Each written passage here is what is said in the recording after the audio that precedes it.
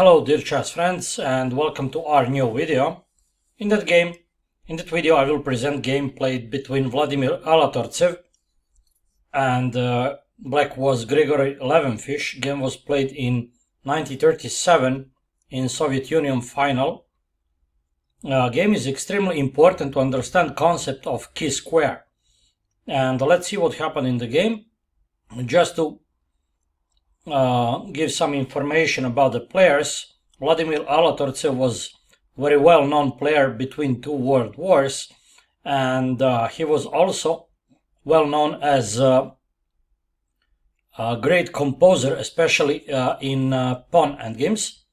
While at the same time, Grigory Levenfish had some tournament successes, and if I don't go wrong, I think he had some victories even against world champions in 30s of last century. So two very solid players play that game, and let's see what happened. d4, knight f6, c4, e6, and some kind of Nimzovich defense, or let's say Bogo Indian. After bishop d2, white takes and knight takes, just matter of style, and after knight c6, knight g3, both sides just finished their developments, d6 and bishop g2. As we can see, after exchanging bishop from f8, black stays with a light square bishop, and he wants to fit his pawn structure with that remaining bishop. The point is, after staying with a light square bishop, he should set pawns on dark squares, and that's exactly he went for. He played e5. Now white decided to block. I would not go for this because without dark square bishop, white expansion on the queen side is not so effective, and I think white should go for something else, maybe keeping tense, or maybe just taking on e5. But okay, knight e7, castling, and e4. Once again, I think there was no necessity to set more pawns on bishop color. Maybe it was just better to organize something like maybe knight g5 with knight e4, or to play on queen side something like b4 and expanding. But okay, if white wants to play c5, sooner or later pawn d5 will need support, so that's why e4 was played, and excellent move, knight d7. Black same time established control against on square c5, preventing same time white c5, and gets ready to strike white's base of pawn chain, basis on e4, of course. After knight e1, white wants to make base strong. After f3, and knight goes to d3 to support c5. Black attacks with f5, and now let's see what happened. White played knight d3. That is horrible mistake. Although that looks normal, that is horrible mistake. White must play here ef, and after knight f5 to play, let's say, knight d3 with idea to prepare f4. After f4 there will be some dynamical balance, but that is something white should go for. After his move knight d3, black has just possibility to get more space and play f4. And remember, dear chess friends, with fixed pawns e4, e5, and with white fianchetted bishop on g2, it is extremely important for black if he can play f4. And same time, of course, that is extremely dangerous for white. Let's see what happened later.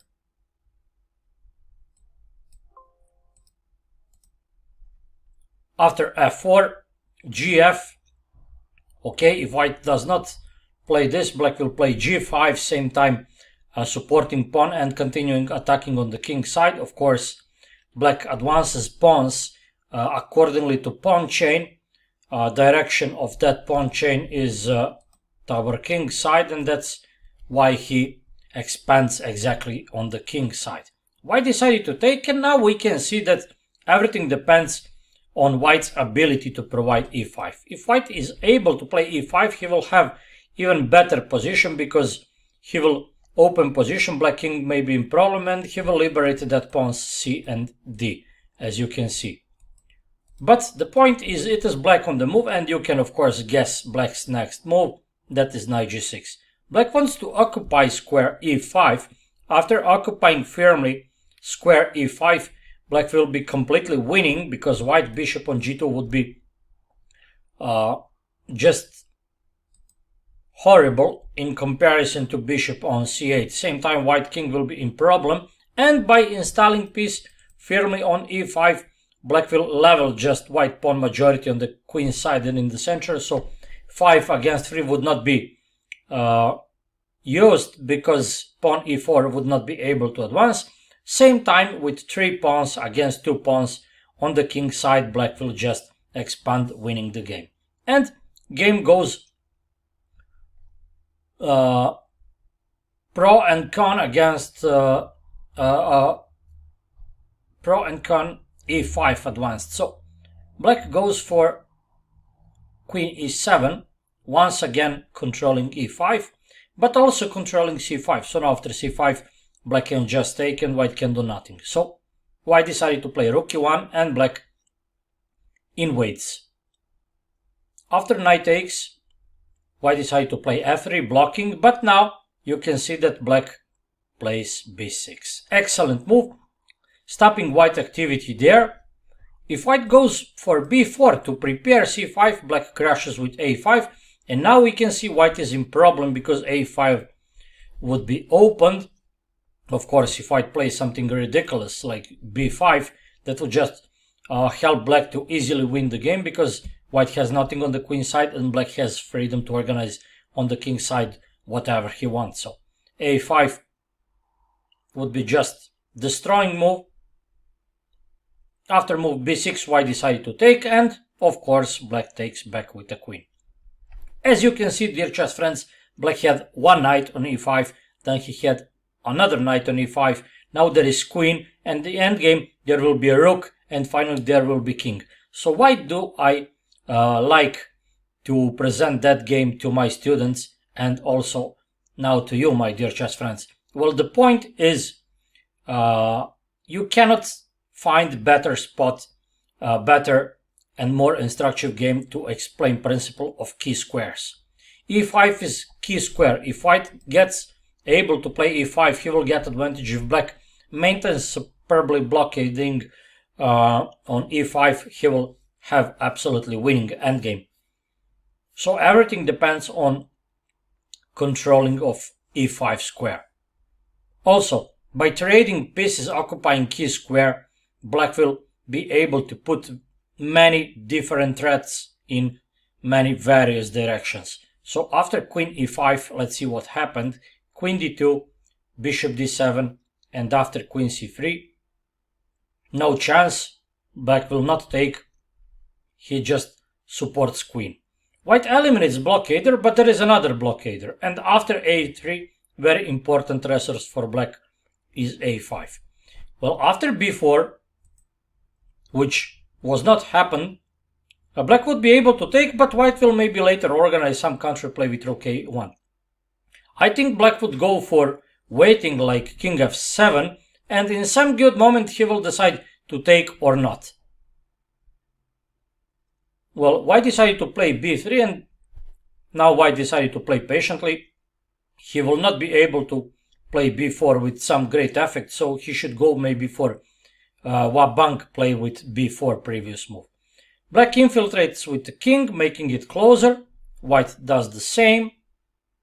And after rook h5 with tempo and rook h1, now black king dominates on e5. Black king is ready, even you will see in many variations, to invade via d4 square. After king d3, I don't understand next black's move. h6, that's just strange. So by playing that bad move, black loses possibility to double on h5. Maybe that would be needed. Rook h4 would be good move in that direction. So if he wants to play g4, definitely in some moment he could try with this, setting rook on g8 and then to strike. Or maybe he will have possibility to double on h4. on h file. Same time, rook h4 will prevent maybe white move h4. After h6, as you can see, strange move h3. White played h3 to prevent maybe black bishop g3, but that is ridiculous. Now g3 is weakness, and black immediately transfers his rook there. If rook goes there with idea to prepare that, like bishop f1, okay, black would be able to play just rook g8, and after that black may take with preparing g4 is some good moment. That must be done with decisive effect, and I think that would be just winning for black. Just take a look. White bishop is so passive, poorly restricted by all his pawns. Black bishop perfectly fixed with entire pawns, and game is absolutely strategically lost for white. Anyway, let's see what happened after h3, rook g5, rook g3, h4, and rook g8. Black plays g5 sooner or later. After that, black decided to strike immediately, and white hoped with king f2 to support the bishop and to get some counterplay with rook h7, but there is nothing to achieve because black attacks fastly.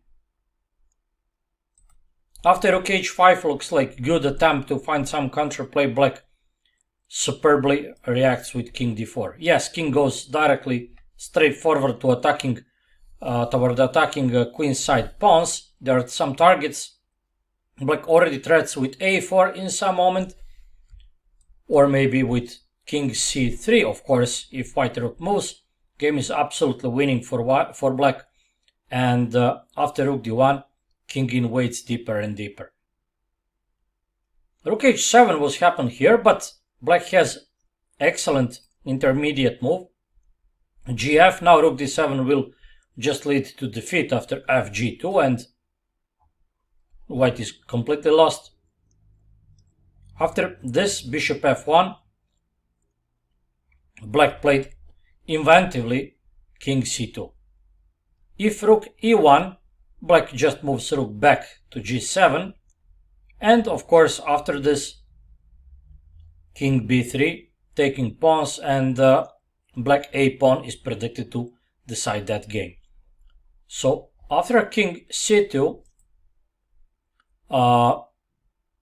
white played rook d3 to protect b3 and to attack f3, but now black has excellent dressers this.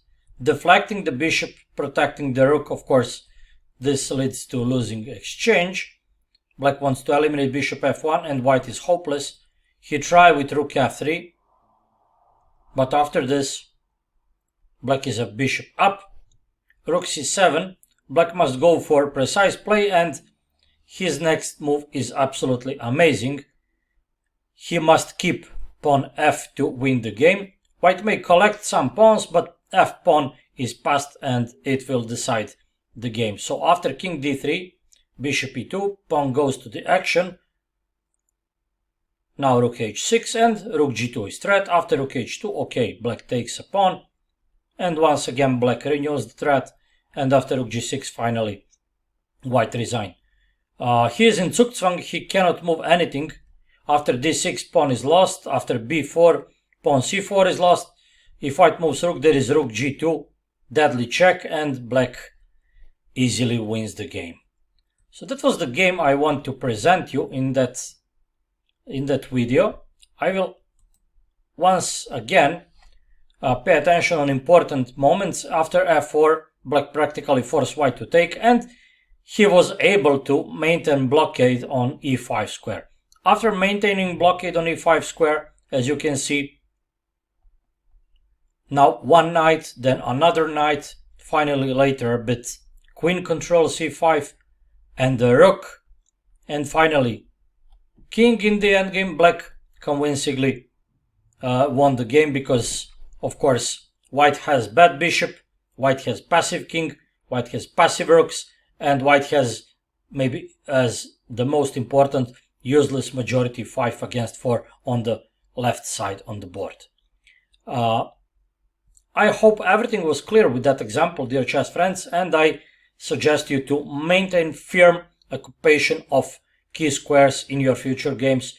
Every over controlling is highly recommended.